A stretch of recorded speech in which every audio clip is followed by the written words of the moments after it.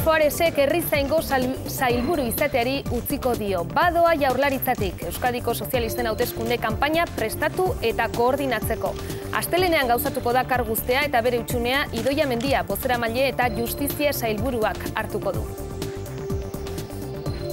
Yo me voy con la satisfacción del deber cumplido, con la conciencia tranquila, consciente de haber tenido aciertos y errores.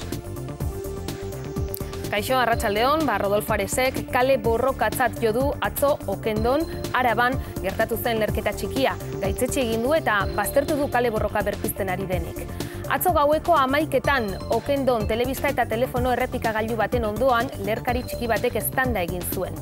Ia ez du kalterik eragin, baina ertzaintza lehergaia aztertzen ari da. Eta azken egunetako beste protagonista, Paco Etxeberria, euskal forentzia da. Huesos quemados, humanos y de niños. Y puede parecer mentira, pero esto se notaría hasta fácil, si se sabe eso. Berak egin du Ruth eta Jose aurren auzia argitu duen txostena. Las Quemadillas finkako suaren argazki bakar bat ikusi ondoren konturatu zen kasu argitzeko giltza bertan zegoela. Kataluniak aitortu du gaur erreskatea eskatzeak bere autogobernuaren galera ekarriko duela. 5.000 milioi euro behar ditu Kataluniak zorrari aurre egiteko eta berehala behar du gainera dirua. Ekonomia ministroak Luis de Guindosek esan du likidezia funtsa eratu zutenean jada aurreikusita zegoela Kataluniaren diru beharra eta beraz eskariari aurre egiteko moduan daudela. Mitt Romney, Massachusettseko gobernadore ohiak hasi du etxe zurirako bidea. Ofizialki izendatu dute errepublikanoen presidente gaia. Emazteak eman du hitzaldia eta esan du Romneyk zeru lurrak mugituko dituela Estatu Batuak berpizteko. Isaac hurakana iritsi da New Orleansera, hain justu Katrinak eragin zuen hondamenditik 7 urte bete direnean. Euri-jasa gogorrak eta olatu handiak eragin ditu eta beldur dira bertako biztanleak amets gaiztoa errepikatuko ote den.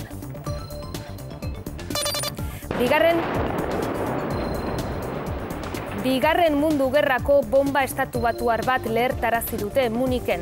Kontrolatua izan da, baina sutea eragin du. Gainera, azken orduotan beste bomba bat aurkitu dute Amsterdameko aireportuan eta terminala itxi egin behar izan dute. Araba kezkatuta dago euri faltagatik. Uda osoan ez du tantarik bota eta baratzeta zelaiak zimelduta daude. Urtegietan ordea egoera bestelakoa da. Ur nahikoa dugu, Maite Zurikarai, konta iguzu.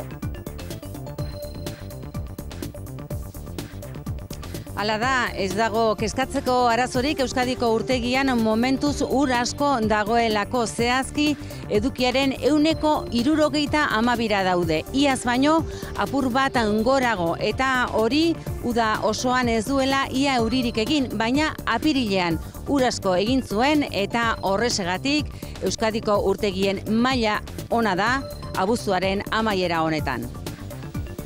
Eskerrik asko Maite, zinemaldiak Euskal Zinemari eskaintzen dion atala aurkeztu du gaur. Aurten 8 film luze proiektatuko dituzte. Horietatik 6 mundu mailako estreinaldiak izango dira eta beste 2 aurten ekoitzi berriak. Zinemira barruan sariak ere banatzen dituzte. Zein izango da aurten omendu nagusia, Marina Etxezarreta?